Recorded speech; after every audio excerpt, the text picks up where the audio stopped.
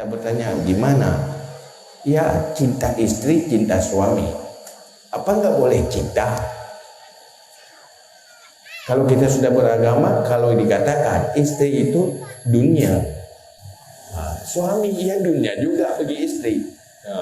Suami dunianya istri, istri dunianya suami. Apa nggak boleh cinta lagi? Apa menyintai istri itu cinta dunia? Maka agama hadir mengajarkan kita.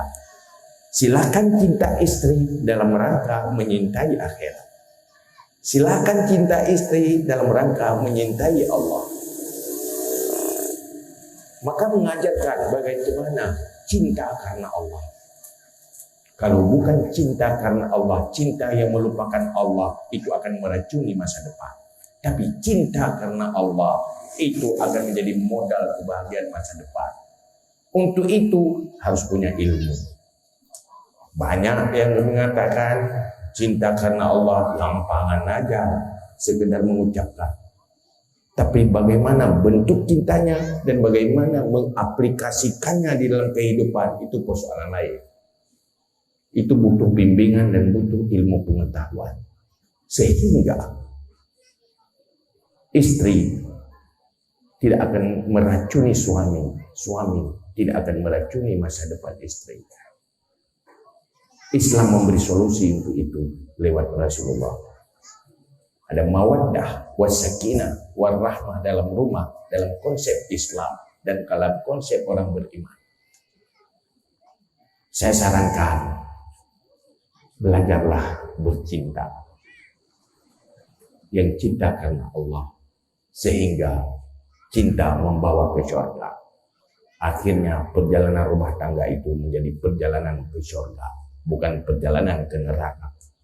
Rumah tangga yang sudah berubah perjalanan hidupnya ke surga, pasti rumah tangga itu baiti jannati, rumah tanggaku surgaku. Kenapa rumah tanggaku surgaku?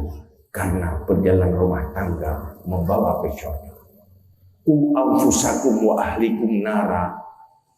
Wujud di dalam rumah tangga itu. Suami berfungsi penyelamat istri dan anak dari neraka. Kalau ditanya, kenapa kamu bisa masuk surga?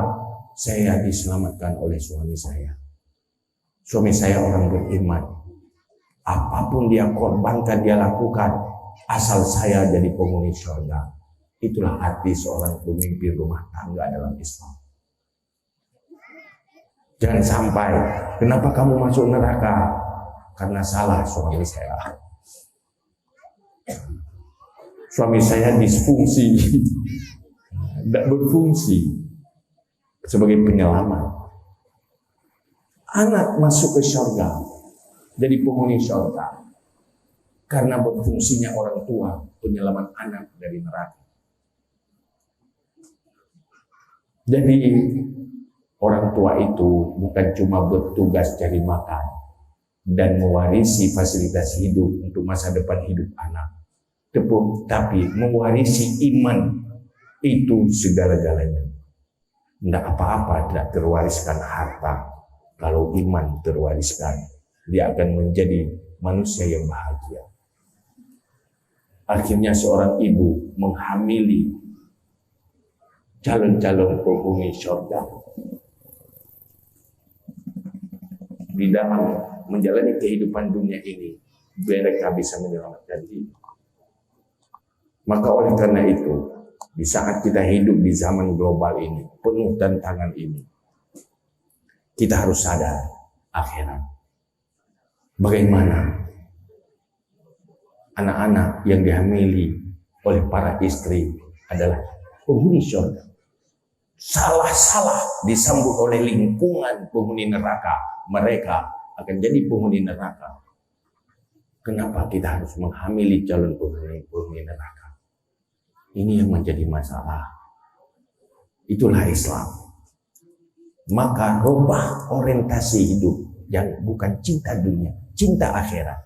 Kalau sudah cinta akhirat, dunia pasti dapat. Kalau targetnya jauh, yang dekat pasti lewat. Kalau targetnya dekat, yang jauh nggak akan kesampaian.